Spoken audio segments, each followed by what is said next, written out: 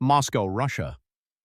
Under the shadow of war and global realignment, Russian President Vladimir Putin presided over the 80th anniversary of Victory Day with a display of military might and political defiance.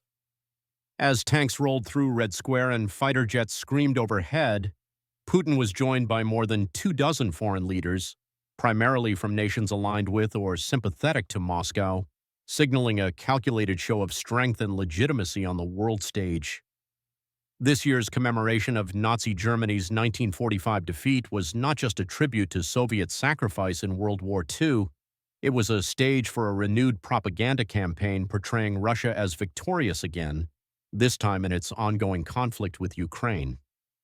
Chinese President Xi Jinping, Brazilian President Luiz Inácio Lula da Silva, and leaders from Serbia, Venezuela, Egypt, Vietnam, and other so-called friendly nations stood alongside Putin.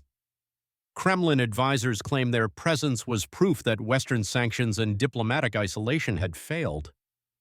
The message is clear, said Tatiana Stanovaya of the Carnegie Russia-Eurasia Center. Russia is not isolated. The West doesn't control the narrative anymore. The celebration doubled as a geopolitical statement.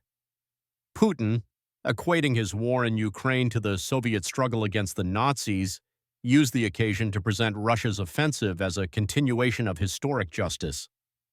Meanwhile, the U.S.-European alliance appears strained under the second Trump administration, with support for Ukraine reportedly weakening. Analysts say President Donald Trump's foreign policy has tilted global dynamics in Moscow's favor. The Trump administration's retreat from global leadership and its softening stance toward Putin have emboldened the Kremlin. Russian state media and officials frame Trump as a disruptor of the post-World War II order, ushering in a new era in which Russia, China, and other non-Western powers seek a fair world order.